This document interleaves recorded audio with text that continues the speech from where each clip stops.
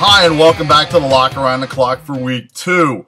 Today is September 11th, 2014, and before I start the video, I'd like to send prayers and thoughts out to all the families who have lost relatives, cousins, aunts, uncles, fathers, mothers, brothers, and sisters in the attacks of 9/11, and also to a good friend of mine who every football season I think of, and especially at this time of year, George McLaughlin, one of my college buddies, and we used to do a lot with football and with all our friends with our box pools on college Saturdays and everything else, and there was a lot of good times, and you were always missed and thought of at this time, George.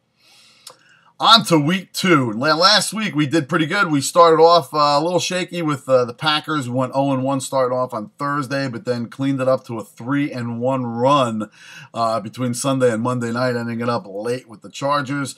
If you caught that one on Twitter at GinoT32, always follow that.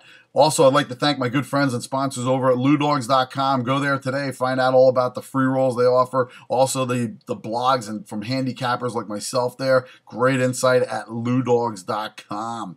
On to the 1 o'clock lock for this week. We got the New England Patriots going to Minnesota to their new open outdoor field, their temporary field right now. New England, look, they have not done well against teams defensively, and I think Miami last week was a wakening call for them. I mean, look, no Sean Marino. He ran very well against them.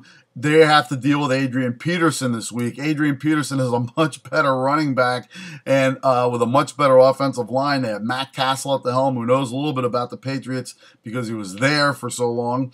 And not only that, the weapons on the Patriots. I mean, they have Gronkowski. I haven't seen Brady really doing a lot with the ball there, and I don't see it happening on the road against Minnesota, who does have a pretty underrated defense.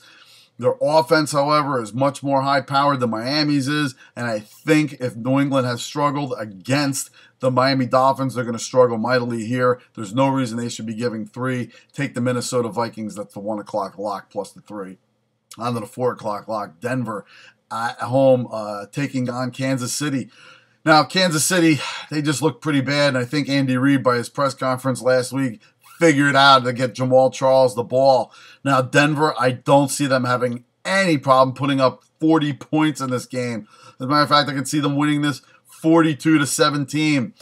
But it's a divisional game, and Kansas City should be capable of putting up some points. I see Denver putting up 40 on this, and I see Kansas City, like I said, putting up anywhere from 17 to maybe 24 themselves. The total in this game is 52. Look for the over 52 in this game to come in easily. That is the 4 o'clock lock. On to the 8 o'clock lock. We have only one game. Yes, we have Chicago going out to San Francisco to the new Levi Stadium. And look, San Francisco, they should have struggled last week against Dallas. Dallas should have been able to move the ball on them. San Francisco's without a lot of star players on the defense. And also, I think Chicago really, with Matt Forte, is going to get things going here. And if you did see Dallas was able to run the ball a little bit, why they didn't continue doing that, I don't know. But I think with the offensive situations as far as injuries with hamstrings to Alshon Jeffrey, and, well, they got some injuries on the offensive line as well. Their center, their starting guards.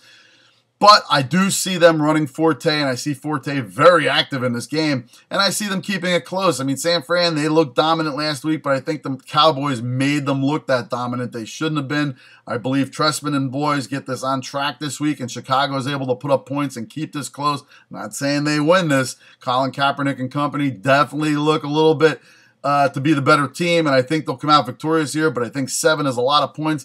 I love the Chicago Bears getting these 7 points, and that is the 8 o'clock lock. Until next week when we go 3-0, check me out on Twitter at GinoT32 for updates on the Thursday night games and Monday night games. Sometimes I'll post something here and there, but for the most part, take the video, take it to the book, take it to the bank, and as always, take it easy.